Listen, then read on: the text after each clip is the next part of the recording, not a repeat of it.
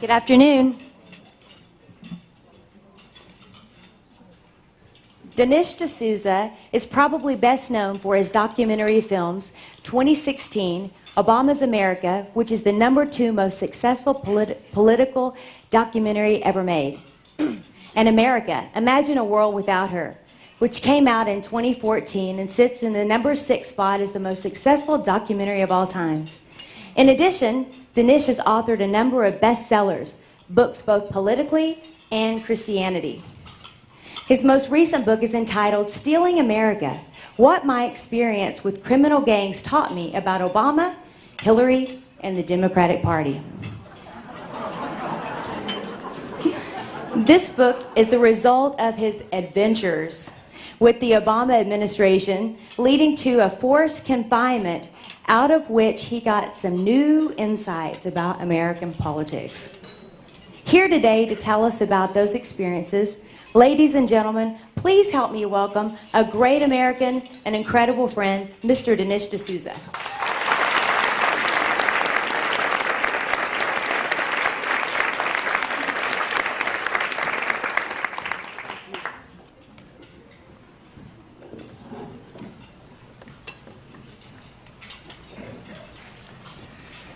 Thank you very much, Christy, and thank you very much to the Park Cities Republican Club for inviting me to speak to you today. I was 17 years old when I first saw America. I came to this country as an exchange student from India, and I still remember the plane landing at the JFK airport. I looked out of the window and I saw the skyline of New York City. I saw the Statue of Liberty. And a very strange feeling came over me. I knew from that moment that I had moved from the margin of the world to the center.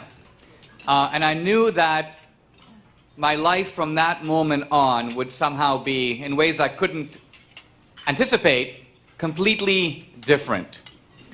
I remember that feeling of coming to America and the special meaning that America had for me as a kid, and also that America has had in the world, and that drives my politics. Now, fast forward a quarter of a century, and I found myself last year standing in a New York courtroom in which a very sullen prosecutor and a very pompous bailiff said in a loud voice, "The United States of America versus Dinesh D'Souza." And I have to tell you, as an immigrant, what a chill that sent down my spine, this idea that my adopted country had applied its full force. The FBI, the prosecutorial apparatus of the Justice Department, against me. I've now completed 8 months of captivity, overnight incarceration in a community confinement center on the southern part of California. An initially intimidating, but at the end of the day, quite educational and even liberating experience. At the beginning, it was not what I expected. I showed up the first day to go into this confinement, and I had gone on the Megyn Kelly show and expressed to Megyn my great relief that the Obama administration's effort to send me to federal prison for up to 2 years had failed. I'd gotten instead, a Clinton judge gave me this confinement instead of prison. And so I was kind of jubilant. I'd kind of beaten the prison rap. But when I checked into confinement, the guard, the first thing he said to me was, he goes, "Well, you'd have been better off in federal prison." And I said, "Why is that?" He goes, "Because it's white-collar prison. You'd have all non-violent offenders. You'd be running into business executives and mayors and doctors who defrauded Medicare. You could play chess." He goes, "They have an activities director." And I go, "Well, what about here?" He goes, "Oh no, this is a whole different class of people." And as it turns out, the confinement center is a kind of halfway house. It's a place where essentially hardened criminals who have served their terms or almost served their terms transition back into society. So suddenly I found myself in a room about this size, sleeping with 120 convicts. Drug smugglers, coyotes, armed robbers, rapists, the whole gamut. And we slept in bunk beds, dormitory style. And, you know, initially I was a little terrified because I realized that all these guys appeared to be in groups or gangs. Now, being on the Mexican border, this was mainly Hispanics. But even the Hispanics divided into two big groups. There were the Mexicans, and then there were the American Hispanics who were called Southsiders, and they had their own group. So I was like, I can't sit down and chat with this guy because I might offend that guy. So initially I was totally to myself. I considered but rejected the idea of starting an Asian Indian gang because I would be the sole member and have to occupy all the offices. But after about a month in confinement, I began to realize that this strange place was actually a learning environment. I was sort of like an anthropologist in a strange land. I mean, I was in a place certainly where there are very few conservatives ever go. Right? I'm not going to go down the hallway and run into Charles Krauthammer or George Will. So I said to myself, why don't I try to talk to these guys and try to learn about a side of America that I've never seen. And so over 8 months, I absorbed what I'm going to call the ideology of the criminal underclass. Now, I had gone into confinement with having seen The Shawshank Redemption, and I thought, well, these are all guys who are going to insistently profess that they are not guilty. But what I found out was that most of them have a somewhat different and more interesting view. Their view is, we are guilty. We did do it. But we are the small fry. The big criminals are out there. They're at large. They are the big fry. And in fact, the system never goes after them because they run the system. Now this got me thinking, because I remember having read, actually this is in Augustine City of God, a story about Alexander the Great and the pirate. The great Emperor Alexander had heard that there was a pirate out on the ocean molesting the seas and raiding ships, and so he had the man summoned before him, and he said, where do you get this crazy idea of raiding ships and taking people's stuff? And the pirate goes, I got it from you. The pirate says, I have one ship, and therefore I'm a pirate. You have a whole navy and a whole army. And because your conquests are on a much larger scale, you're called a great emperor. Now, the point we're trying to get at here is that I was getting this idea from this group that politics, which I had been part of all my life, was not so different from the world of petty criminals, robbers, and racketeers, but it was disguised and therefore less obvious to see. In fact, for 25 years in my career, I've looked at America as an idea. I've defended American principles, the American dream, the American founding. And I've looked at American politics as a debate. The Republicans believe in liberty. The Democrats believe in equality. Republicans want equality of rights. Democrats want equality of outcomes. Now, it is the point of view of the criminal underclass that this way of looking at American politics is complete and total nonsense. That human beings are actually not solely motivated by these high-minded ideals. I remember lying in my bunk bed and listening to people talk, and I realized that their circumference of their subjects very limited. They talked about food, sleep, sex, and money. And that's it. Nothing else. So the criminals live at a super elemental or primal level, and their view is that human life, including politics, is not just driven by the desire to have a better society, the desire to save the earth, the desire to make sure that everyone has a job or health care. No, politics, like the rest of life, is driven by avarice, hatred, lust, envy, revenge, all the basic human motives that drive us from the inside, but mysteriously somehow are never talked about, including by Republicans. And so what I'd like to do briefly today is to give a little bit of a different angle on American politics, one that looks at it, one may say, in Machiavellian terms. Because Machiavelli says, he's criticizing the ancient philosophers, is he says that they write about imaginary principalities that have never in truth been known to exist. In other words, he says, we always write about things in the way things ought to be, but we never look at the world the way it actually is. And that, I think, is our problem as conservatives, as Republicans. One reason we're in the predicament we are politically is because we tend to look at America and we tend to look at the other side through, I would say, rose-tinted glasses. And me too. And me too.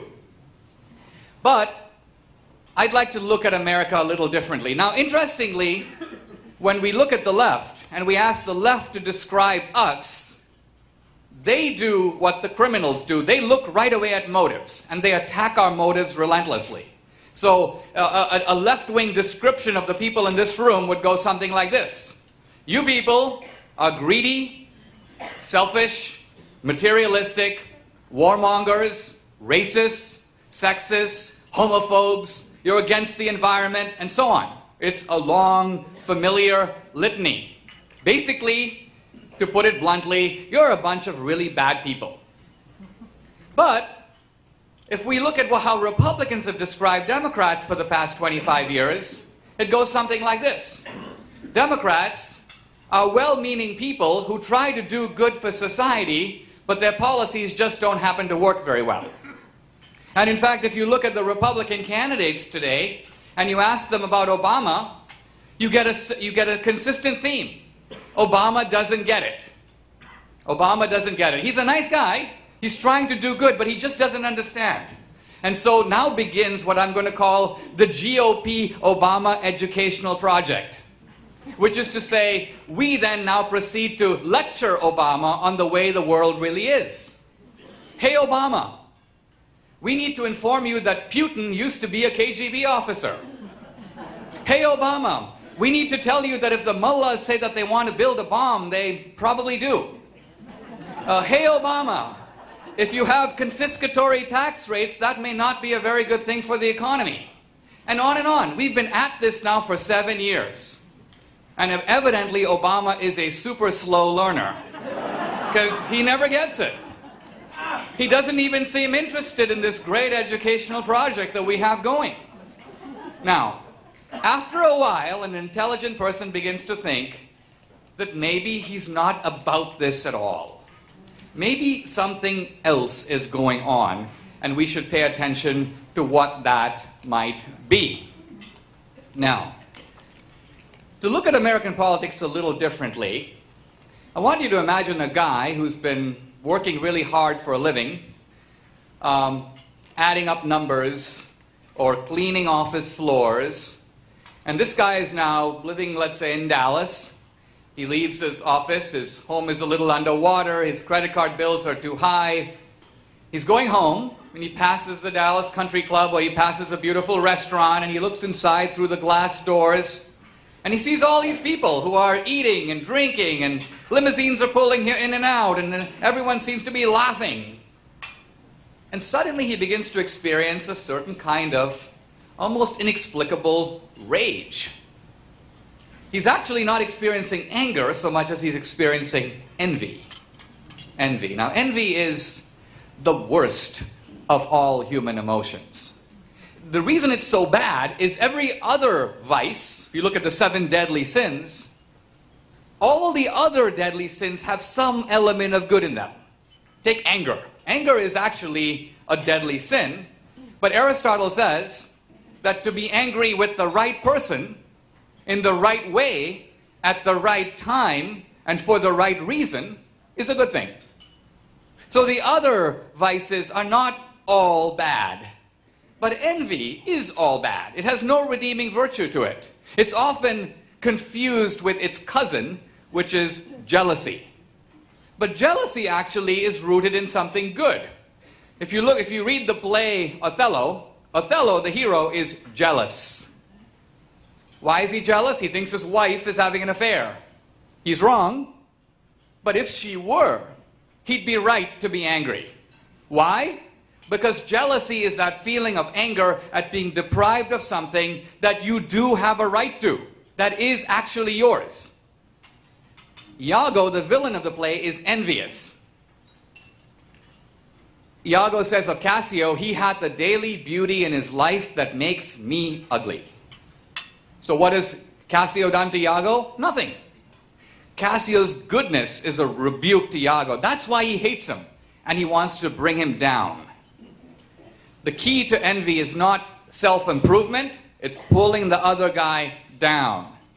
So the guy who's standing outside the restaurant looking through the glass door, he doesn't say, those people are successful because they did stuff that I didn't do. They thought of ideas that I didn't have. They went and completed school when I dropped out. So I need to go back to school. I need to come up with a successful app. I need to come up with a new idea. That's not envy. That's emulation. Envy is, I would like to pull myself up, but since I don't know how to do that, I'd like to pull that guy down. Envy is a destructive emotion and always accompanied by anger and resentment. So here's this guy smoldering with resentment when who should show up but the familiar community organizer on a white horse, no less, the Obama type. And now the important thing to realize about the Obama type is that the Obama type is himself suffused with resentment and envy. This may seem hard to explain. You're the President of the United States, what could possibly be making you envious?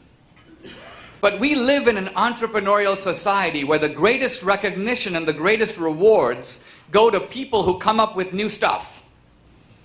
Think of the iPhone. The genius of the iPhone is not that Steve Jobs is supplying consumer demand. Nobody wrote him a letter saying, I want to have a phone that does this and does that. The genius of the supply-side entrepreneur is that he or she anticipates your wants before you even have them. And the iPhone is created and presented into the market before you knew you couldn't live without it. Now, Obama does not know how to make an iPhone. In fact, that guy can't even put up a website.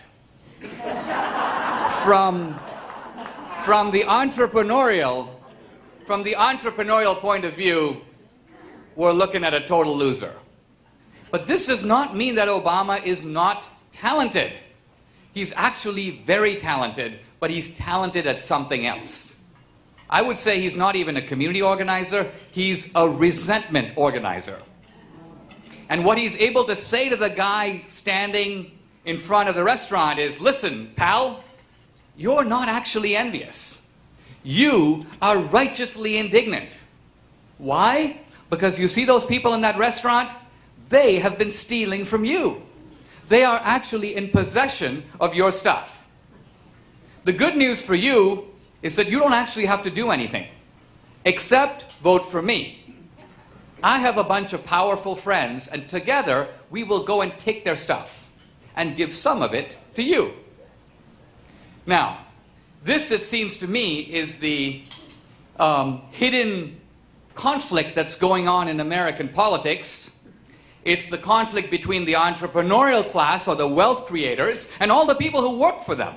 All the people who actually create wealth, on the one hand, and on the other hand, a very powerful alliance, not just of politicians, not just of community organizers, but powerful people in the media, in academia, and all of these people are fighting to transfer control of the levers of American wealth and power from the entrepreneurs to them. This is a secret war in American society, and our politics is, and all the rhetoric that we hear, is a kind of disguise. In what the criminals in the confinement center call it, is a pitch.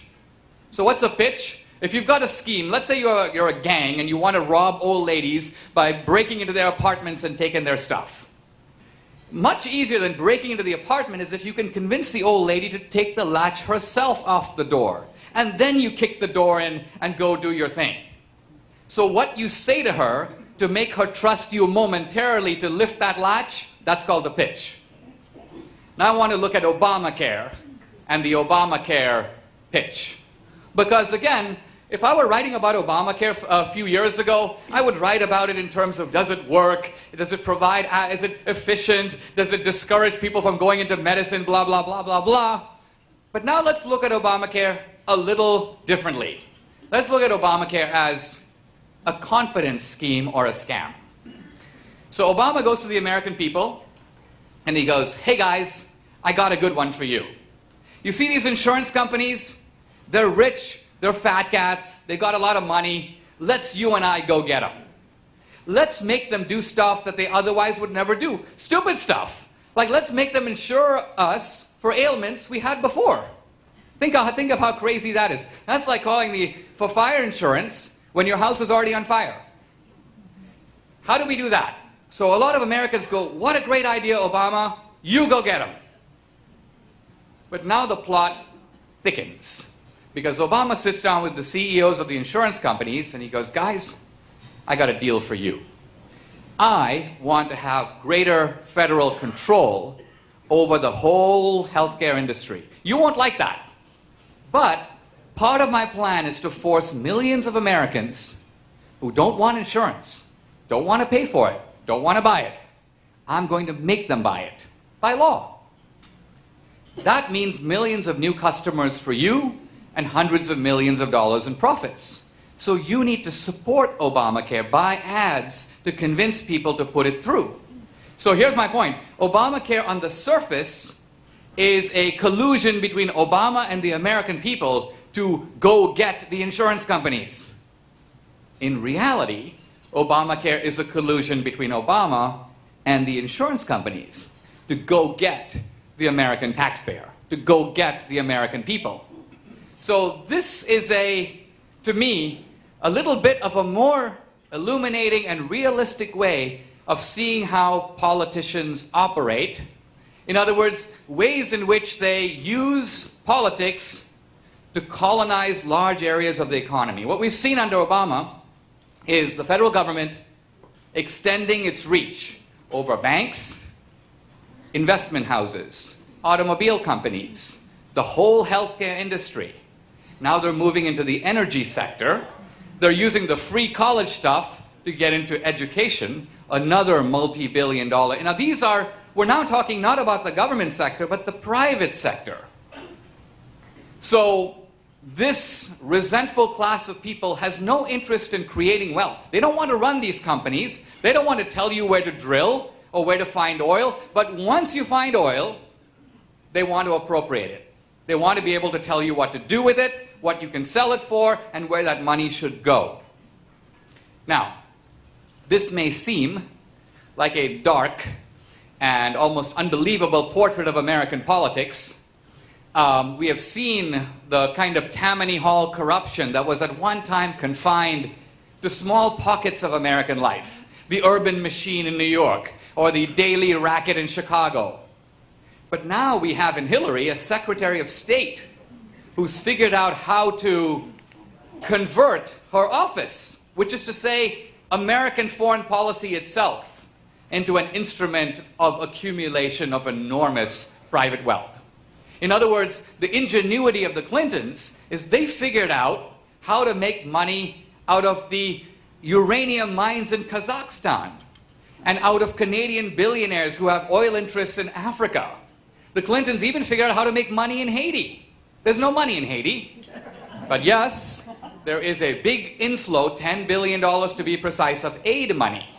And so if Bill Clinton can be the UN-appointed assigner of that aid, and Hillary, his wife, is the Secretary of State, I mean, I can just imagine the glasses of champagne in the Clinton household. This is like putting Bonnie and Clyde in charge of this whole Haiti rebuilding operation. Not surprising, very little of that aid goes through. Not surprising, there are protests of the Clinton Foundation. Why? Because these guys have figured out how to make politics pay big time. Hillary was scorned when she said, you know, we started out broke, but it's true. The Clintons had no money when they went into politics. Now, they have quite a few hundreds of millions of dollars, and their foundation has over $1 billion. So how do you go from 0 to 200 million at warp speed? Well, one way you do it is you invent the iPhone. Well, they didn't do that. They figured out how to make politics pay. Now, we haven't seen this level of corruption in America before. We've had rich presidents. FDR was rich. JFK was rich, but they were rich before. No one would say of Jimmy Carter or Truman or Reagan that they came to government to make money. But we're seeing with Obama and Hillary this undying thirst for money and power. Now, Bill is a very different character than Hillary. Both of them are, you may say, racketeers. But Bill's rackets and his ambitions are limited by the circumference of his appetites. Basically, Bill is in a big room and he's top dog. Everyone's fawning over him. There's an adequate supply of females around. As if you can supply his immediate appetites, Bill is a happy camper. Bill doesn't necessarily want to run your life. That to him is too much of a nuisance. Hillary, on the other hand, has a very different set of ambitions. Hillary, in that sense, is more like Obama. These are people who want to extend the levers, not of government control, of their control. Because they are the ones who are running the government. Now, let me fast forward to where this leaves us as Republicans, as conservatives. It seems to me that part of our problem, and the reason that the left is able to do this, is not just because they fight harder in the political sphere. They do. But it's also because they have essentially moved over the past 25 years to take over all the big megaphones of our society. And by this I mean the cultural institutions that shape people's way of thinking. I'm thinking here of the mainstream media. I'm thinking here of Hollywood and Broadway. I'm thinking of the whole sector of comedians that have an influence on young people. They've got Bill Maher, they've got Jon Stewart, they've got Colbert, we've got nobody.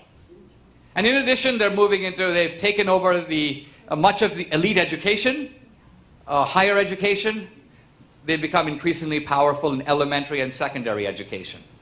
So how do we expect, not to win, to even compete when all these large megaphones, these instruments of transmission of information, even if we had fantastic ideas, how do we get them out? All we seem to have is talk radio, Rush Limbaugh, Fox News Channel, which is basically talk radio on TV, and that's kind of it. So, in my own case, I have pivoted my career. I used to be a pointy-headed think tank guy. I used to write books which would reach a substantial audience. But the movies reach a much bigger audience. My last book was #1 in the New York Times bestseller list, reached 200,000 people. But 2016, my film on Obama, reached 8 million people. In fact, this is what makes me one of the stupidest criminals in the history of American jurisprudence. I should have known making that movie that there was a big target on my back. And that if I did the slightest thing wrong on my taxes or in any sphere, I would become vulnerable to the full power of the government. Now, here is the thing. The left this all the time. About the same time as my case was making its way through the courts. By the way, I gave $20,000 over the campaign finance limit to a college friend of mine who was running for the Senate in New York. At the same time, another guy named Chatwal, actually an Asian Indian guy, we Asian Indians seem to specialize in campaign finance violations. But anyway, this guy gave $180,000 of straw donations to Hillary and to a whole bunch of Democratic candidates. He also had corruption and witness tampering. He was trying to convince a witness to lie under oath. No prison, no confinement. And so this is the America we're moving into. What I mean is justice is not simply a matter of did you break the law, but proportioning the penalty to the offense, making sure that other guys who did the same thing get roughly the same desserts. Progressive justice is a kind of oxymoron in which the progressives are using it to go after us. And they're very effective at this. In fact, we often don't even compete with them because when they say justice, think about it, they always say justice, social justice, fair share. That's their mantra. We reply by saying freedom, liberty. But see, liberty doesn't actually trump justice. Liberty is the king. But justice is the ace. And so we play the king, liberty, boom. They put the ace, justice, and they take the hand. We need to compete and contest their bogus view of justice, which is actually a disguised form of injustice and appropriation. Ultimately, liberalism is appropriating wealth that doesn't belong to them. If you drive around West Virginia, you see pretty much everything in the state is named after Robert Byrd. The Robert Byrd Highway, the Robert Byrd Medical Center, the Robert Byrd this, the Robert Byrd that. Now, when I was at Dartmouth, I saw buildings named after people, but those were the people who earned money and gave it their money to build those buildings, which were then appropriately honoring the donor. Now, did Robert Byrd pay for the highway? No. Did he pay for the medical center? No. Did he pay for anything? No. He appropriated taxpayer money to build the thing, the medical center, that was then credited to him. Obama goes to young people. One more scam before I close. He goes, I'm going to give you a rebate on your college loans. I'm going to give you free college. Really? Now how are you going to do that? College actually isn't free. There are buildings, you have to pay professors, you need equipment, so college costs money. Obama's idea is the government will pay for it, which is to say, since the government doesn't have the money to pay for it, we will be adding to the national debt. Who is going to be paying off the national debt? Young people. So what Obama's actually doing is he's going up to a young person, reaching into his back pocket, taking money out of his or her own future earnings and giving it back to them now, and pretending to be a fantastically generous guy. It's a complete scam. He's not even robbing Peter to pay Paul, he's robbing Paul to pay Paul. But he now expects Paul's undying gratitude in exchange for this, so that Paul then says, Obama paid for my college. Now, all of us in this room feel a little frustrated about what we can do about this. But the truth of it is we all have far more influence than we realize. Last year, when my book America came out, and by the way, this is the left using its influence, somebody from the Obama administration, I don't know who, walked into Costco, saw my book over there, realized that the top brass in Costco are Democratic donors, buddies of the Obama administration. Somebody made some phone calls. Said, what the heck are you carrying this D'Souza guy's book? He's a right-winger. He's against you guys. And so Costco decided, as a corporation, to pull my book from every Costco in the country. This is called the left using its power. They didn't want to be on the wrong side of Obama. Much bigger fish to fry with him than with me. But a reporter found out about this and wrote an article in WorldNet Daily, which caused an eruption of outrage among the WorldNet Daily readers on their website. How can you do this? Censorship. Why would you do this to a patriot? And so on. An online mob assembled at WorldNet Daily. But I want to emphasize that this was an online mob entirely without influence. Until someone in that group decided, why are we on the WorldNet Daily site? We should be discussing this on the Costco site. A very important change of venue, because now the snowball began to roll toward Costco, and by the time it got there, a few hours later, the 1,000 people had multiplied to 17,000 people. 17,000 people. A big number, but not a gargantuan number. These 17,000 people, to put it bluntly, destroyed the Costco website. By destroyed, what I mean is they went into every time you buy a pair of pants or a grill, you click on that, you would see a very fashionable lady in Florida or Texas cutting up her Costco executive membership card. or mailing it in to the CEO in small pieces, causing the man to get so upset that he flew me to Seattle in an emergency session and uttered the following words as I entered the room: "You are destroying Costco." Me, I'm destroying a multi-billion-dollar corporation all by myself. He made it very clear I'm not only jeopardizing his job, but the jobs of thousands of Costco employees. Now, what are we saying here? What we're saying here is that a big business which has huge brand loyalty cannot survive the fury of 17,000 people applying concentrated power where it actually matters. Not where it doesn't matter, where it does matter. They do half their business online.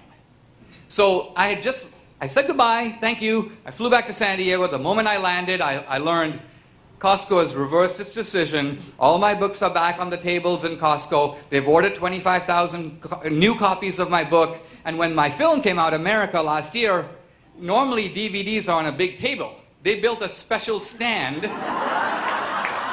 carrying only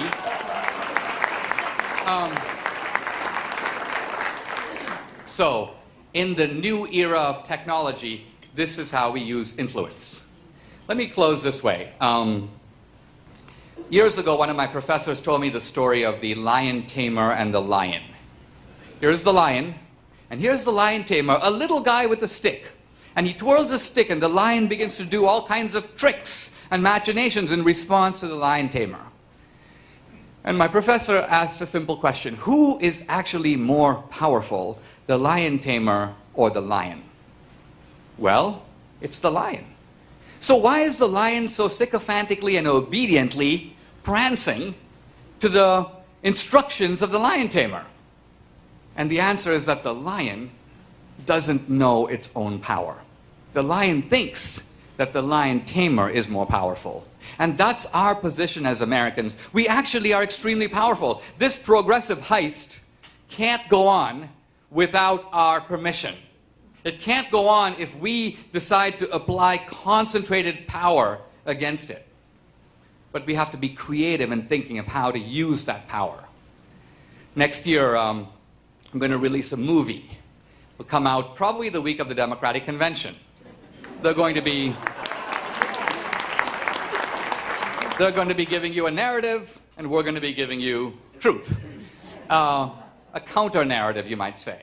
Now, it's not in my power, but it is in your power to take this messaging that probably won't come from the RNC or the official apparatus of the party, take this film and put it in the hands of independent voters who will decide the election. That is called using your influence. Don't just say, I'm in a red state, what can I do? Here's something you can do. The movie will opening weekend, will probably open in 1,500 or 2,000 theaters. If you go and see it opening weekend, and we have a good opening weekend, we'll be in 4,000 theaters the next week. If we have a mediocre opening weekend, we'll go from 2,000 theaters to 1,000 theaters. So people who say, how do we get your movie to independent voters? It's actually in your hands. But you must go opening weekend. You might say, I'd rather just wait home, see it when it comes out in DVD. That's all fine. But you can have a multiplying effect on taking this potent messaging and helping it fire out by exercising influence where it matters.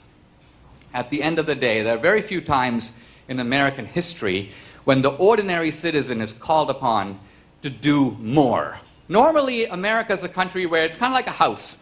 You never need to go consult the blueprints of the building. You just walk in the hallways and you sit on the couch.